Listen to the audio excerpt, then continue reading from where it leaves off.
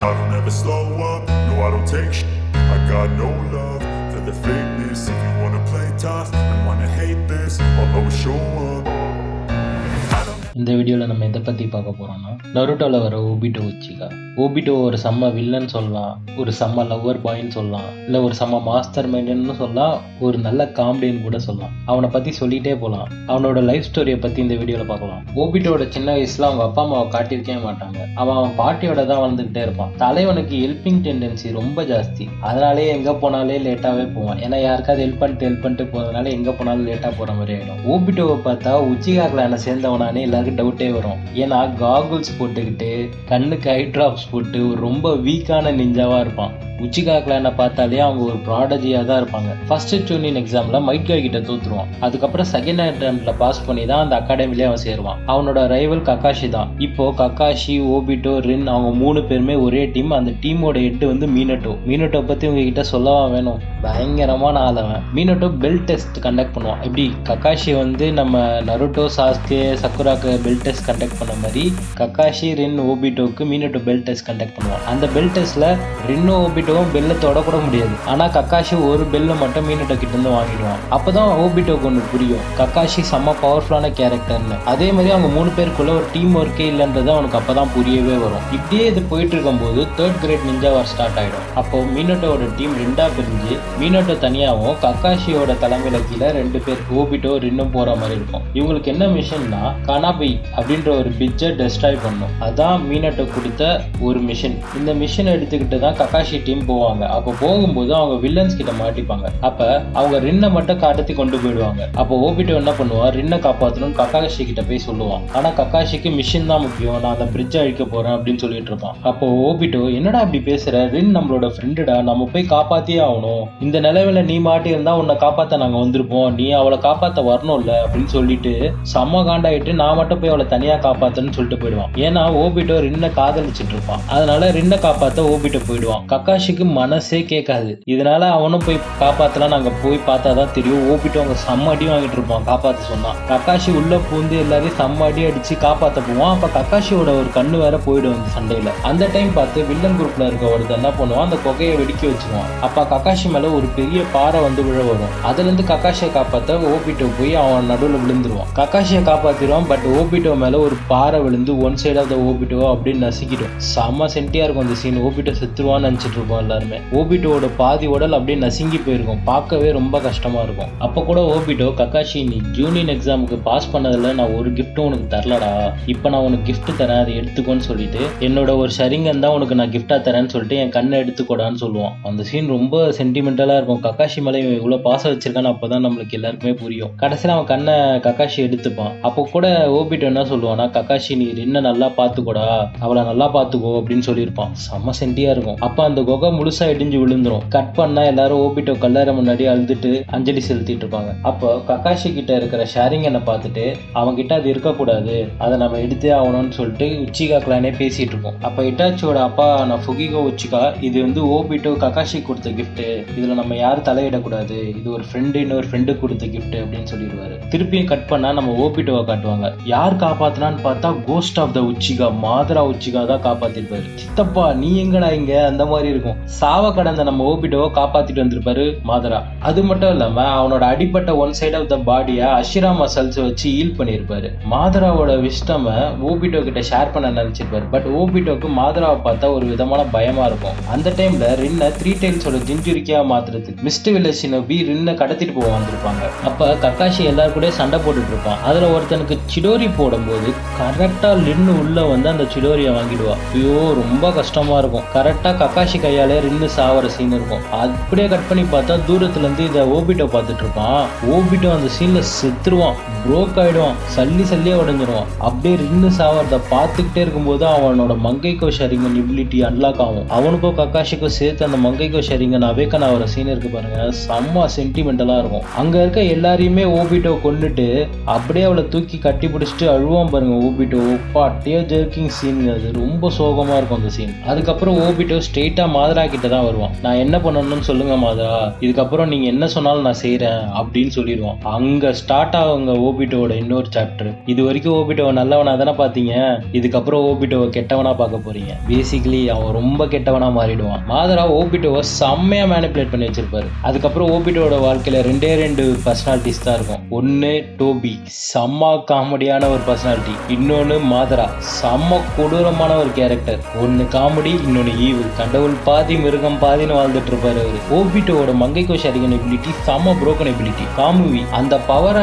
Counter பண்றதே ரொம்ப கஷ்டம். சில பேர் தான் அந்த பவரை கவுண்டர் பண்ணி ஓபிட்டோவை சம்மடி வச்சிருப்பாங்க. பட் பேசிக்கலா இந்த பவரை அண்டர்ஸ்டாண்ட் பண்ணி கவுண்டர் பண்றதே பெரிய விஷயமா இருக்கும். 19 வயசுல கோனாவை அட்டாக் பண்ண ஆரம்பிச்சிருவான் ஓபிட்டோ. 9 tailed fox இருக்குல்ல, நம்ம குராமாவை சம்பன் பண்ணி லீஃப் வில்லேஜை அட்டாக் பண்ண ஆரம்பிச்சிருவான். அது மட்டும் இல்லாம நருட்டோவை தூக்கிட்டு வந்து கொல்லவும் ட்ரை பண்ணிருப்பான். பட் மீனட்டோ அந்த இடத்துல செம்மையா ஒரு என்ட்ரி கொடுத்து ஓபிட்டோவோட காமி எபிலிட்டியை அனலைஸ் பண்ணி அதை கவுண்டர் பண்ணி ஒரு ரசிங்கனை போட்டிருப்பாருங்க. அந்த சீனு வேற லெவல் கூஸ் பம்ப் சீன். அது மீனட்டோவோட பேட்டில் ஐக்யூவை வேற லெவலா இருக்கும்னு அந்த சீன்ல காட்டியிருப்பாங்க.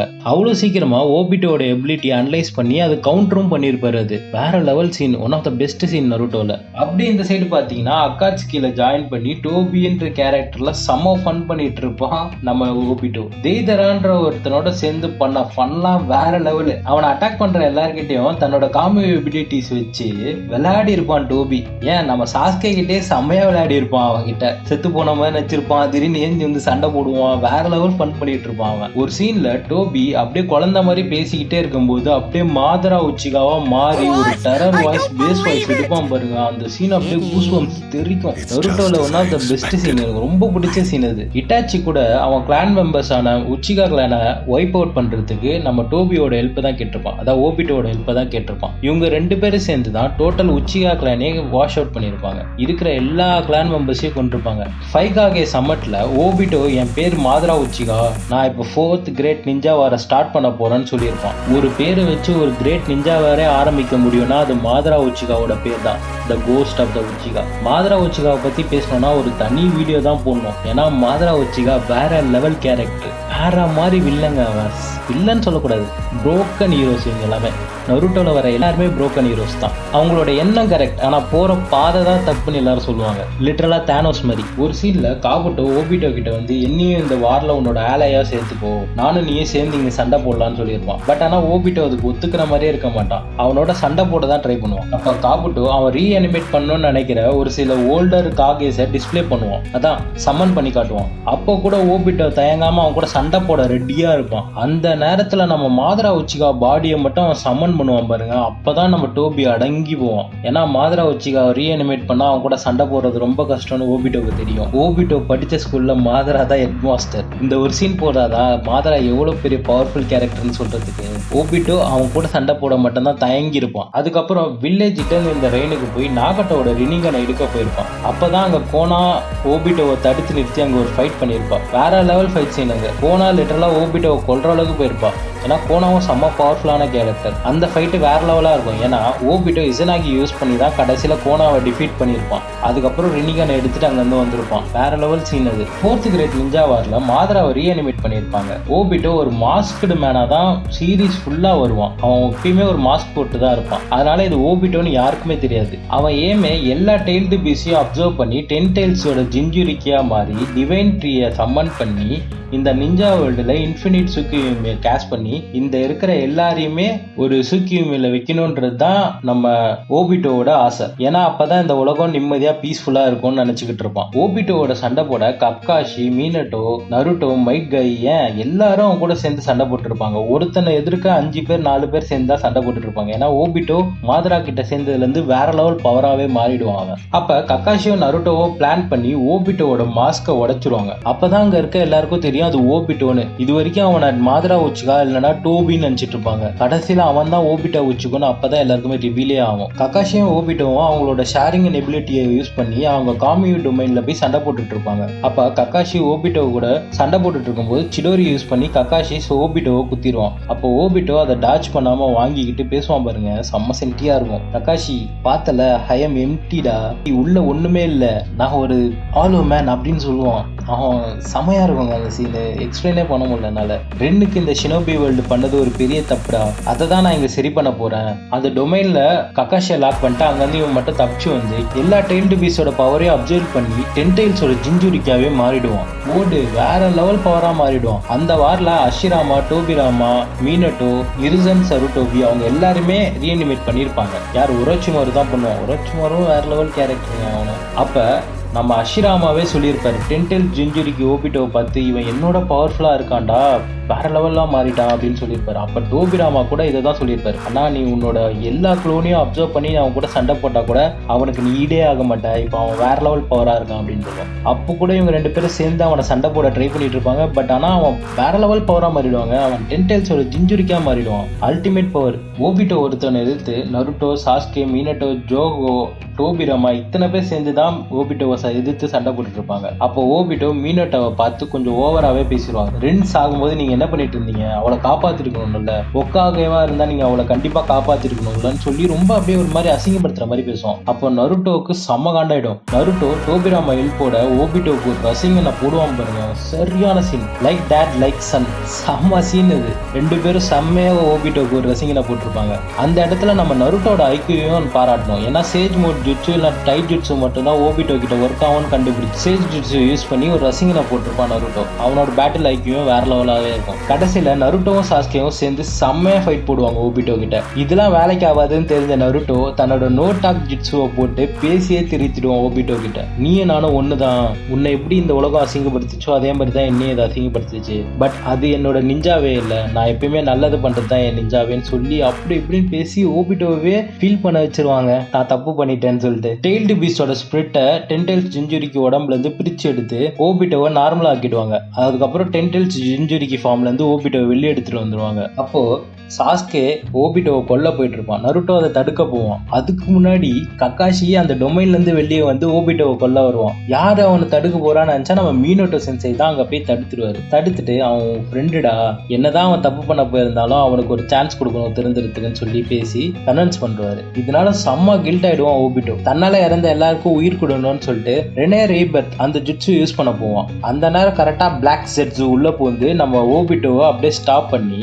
மாதராக்கு ரீபர்த் கொடுக்க வச்சிரும். அது வரைக்கும் ரீஅனிமேட் பண்ண மாதரா தான் எல்லாரும் கூட சண்டை போட்டுட்டு இருப்பான். ஒரிஜினல் பாடியோட வந்து சண்டை போட ஆரம்பிச்சிருவான். ஏற்கனவே அவன் பேய் மாதிரி சண்டை போடுவான், இப்போ ஒரிஜினல் பாடி வேற கொடுத்துருக்காங்க, வேற லெவலா சண்டை போட ஆரம்பிச்சிருவான். இதுல வேற அஷிராமா செல்ஸ் வேற அவன்கிட்ட இருக்கும். ரென்னிங்கனை யூஸ் பண்றதுல அவனுக்கு சப்ப மேட்டர் ஆயிடும். அதுக்கப்புறம் பர்த் கொடுத்ததுக்கு அப்புறம் கரெக்டா பிளாக் சுட்ஸ் வந்து ஒரு ரெனிகனையும் நம்ம மாதரா கிட்ட கொடுத்துருவோம். இன்னொரு ரெனிகனை எடுக்கிறதுக்கு தான் அவன் கஷ்டப்பட்டு இருப்பான். அந்த நேரம் என்ன பண்ணுவாங்கன்னா ஓபிட்டோ அவனோட டொமைனான காமுவி டொமைனுக்குள்ள போயிடுவான். கரெக்டா மாதரா செம்ம ஐக்குங்க அவனுக்கும். கரெக்டா கக்காஷியை பிடிச்சி அவன் கண்ணை எடுத்து அந்த கண்ணை வச்சு அந்த டொமைனுக்குள்ள போயிட்டு ஓபிட்டோ கிட்ட இருக்கிற ரெனிகனையும் எடுத்துட்டு வந்துருவான். பயங்கரமான ஆளுங்க மாதரா. மாதரா பத்தி பேசினாலே எனக்கு க்ளூஸ் பம்ப்ஸாவே இருக்கு. அதுக்கப்புறம் மாதரா டென்டைல்ஸோட ஜிஞ்சுரிக்கா மாறிடுவான். திரும்பியும் நம்ம ஓபிட்டோவை பார்த்து நீ என் கூட சேர்ந்துக்கோ, திருப்பி நம்ம 2 பேரும் சேர்ந்து சண்டை போடலாம்னு சொல்லிட்டு அவனும் இவனும் அப்படியே ஹேண்ட் ஷேக் பண்ண வருவாங்க. ஓபிட்டோ கிட்ட வரைக்கும் அவனை அக்செப்ட் பண்ற மாதிரி வந்துட்டு கரெக்டா அவன் கிட்ட போய் கரெக்டா அவனோட ஸ்பிரிட் இருக்குல்ல, அந்த டெயில்டு பீஸ்டோட ஸ்பிரிட்டை மட்டும் அப்சர்வ் பண்ணிட்டு வந்து நருட்டோ கிட்ட கொடுத்துருவான்.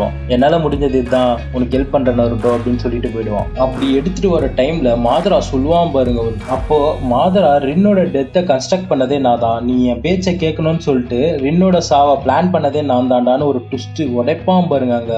ஐயோப்பா பயங்கரமான சீனு. ஓபிட்டோக்கு அதை பார்த்து பார்த்து என்னவோ அந்த சோகங்கள்லாம் அப்படியே பழகி போயிருக்கும் போல இருக்கு. அவனை அது ரொம்ப அஃபெக்ட் பண்ண மாதிரியே இருக்காது. அவன் ஒரு மாதிரி ஆயிட்டு இருப்பான். ஏன்னா எல்லாத்தையும் தாங்கி தாங்கி தாங்கி ஒரு மாதிரி ஆயிருப்பான் அவன். அப்ப கரெக்டா பிளாக் செட்ஸ் என்ன பண்ணுன்னா மாதராவை கில் பண்ணி காகுயாவுக்கு உயிர் கொடுத்துரும். ஐயோ இங்க ட்விஸ்ட் மேல ட்விஸ்டா போட்டுட்டே இருப்பானுங்க. அப்போ ஓபிட்டோ, கக்காஷி, நருட்டோ, சாஸ்கே எல்லாரும் சேர்ந்து காகுயா கூட சண்டை போட்டுட்டு இருப்பாங்க. அப்போ நருட்டோ சாஸ்கே அட்டாக் பண்ணும்போது காகுயா 2 ராட்ஸ் அவங்கள நோக்கி அனுப்பிடுவா. அதை தடுக்கிறதுக்கு கக்காஷி ஓபிட்டோவும் முன்னாடி போய் நின்றுவாங்க. கரெக்டா கக்காஷி நோக்கி வர ஒரு ராடை ஓபிட்டோ அப்சர்வ் பண்றான் தான் காமி எபிலிட்டிஸ் வச்சு. பட் தன்னை நோக்கி வர ராடை அவன் எதுவுமே பண்ண மாட்டான். இதனால அவனை குத்திரும் அந்த ராடு. அவ்வளவுதான், அவன் சாவப்போறான்னு எல்லாருக்குமே தெரிஞ்சிடும். ஏன்னா அதுக்கப்புறம் அவனை காப்பாற்றவே முடியாது. இவ்வளவு அடி வாங்கி மனசு உடைஞ்சி இதுக்கப்புறம் எப்படி அவன் உயிரோட இருப்பான்னு நினைக்கிறீங்க? அவ்வளவுதான், அவன் சாவ போறான்னு தெரிஞ்சிடும். அப்ப எல்லாருமே செம்மையா ஃபீல் பண்ணிட்டு இருப்பாங்க. அப்ப அவன் கக்காஷி கிட்ட வந்து உன்னால 3வது தடவை காப்பாற்ற முடியாது கக்காஷி, நான் இப்ப ரென்னு கிட்ட போக போறேன், நீ சோகமா இருக்காத அப்படின்னு சொல்லிட்டு அப்படியே செத்துருவான். ஐயோ என்ன சரியான ஃபீலிங்கா இருக்கும் அந்த சீன். செத்துட்டு அப்படியே சின்ன பையனா ரென்னு கிட்ட போவான். ரென்னு கிட்ட போய் சாரி கேட்பான். நான் இவ்வளவு லேட்டா வந்ததுக்கு சாரி, அதுவும் இல்லாம இவ்வளவு நாள் நான் பண்ண தப்புக்கும் சாரி அப்படின்னு கேட்பான். கேட்டாலும் ஓபிட்டோக்கு ஒரு சந்தோஷமே இருக்காது. ஏன்னா அவன் ஃப்ரெண்டு கக்காஷி அப்படியே விட்டு வந்ததை பத்தி அவன் ரொம்ப ஃபீல் பண்ணிட்டு இருப்பான். எங்கேயாவது கக்காஷி இந்த ஃபைட்ல செத்துற போறான்னு சொல்லிட்டு ரொம்ப அப்படியே யோசிச்சுக்கிட்டே இருப்பான். அதனால என்ன பண்ணுவான், ஸ்பிரிட்டா தோன்றி கக்காஷிக்கு தன்னோட ஷேரிங்கன் எபிலிட்டிஸை கொடுத்துட்டு போயிடுவான். ஐயோ சூப்பரா இருக்கும் அந்த சீனு. செத்ததுக்கு அப்புறம் கூட தான் ஃப்ரெண்டுக்கு எதுவும் ஆகக்கூடாதுன்னு நினைச்சு ஃபீல் பண்ணி அவனோட எபிலிட்டிஸை வந்து ஸ்பிரிட்டா வந்து கொடுத்துட்டு போற சீன்லாம் வேற லெவல் சீன் அது. ஓபிட்டோ ஒரு கிரேட் பர்சனாலிட்டி, நல்லவன், ரொம்ப நல்லவன். நருட்டோ மாதிரி எக்ஸாக்ட்லி ஒக்காகே ஆகணும்னு ஆசைப்பட்டவன். பட் இந்த உலகம் அவனை ரொம்ப கெட்டவனா மாத்திருக்கும். அதே மாதிரி இந்த உலகத்துல இருக்க ஒருத்தன் தான் அவனை ரொம்ப நல்லவனா திருப்பி மாத்திருப்பான். அவன் போன வழி தப்பு, ஆனா அவன் எண்ணம் தப்பு இல்ல. கடைசியா நல்லவனா மாதிரி ஒரு புரோக்கன் ஹீரோவா தான் செத்துருப்பான். ஓபிட்டோ தி கிரேட். இந்த வீடியோ உங்களுக்கு ரொம்ப பிடிச்சிருக்கும்னு நினைக்கிறேன். இன்னொரு வீடியோவோட உங்களை வந்து சந்திக்கிறேன். Until then, bye from Vasant Vino. இது Will of Vinod.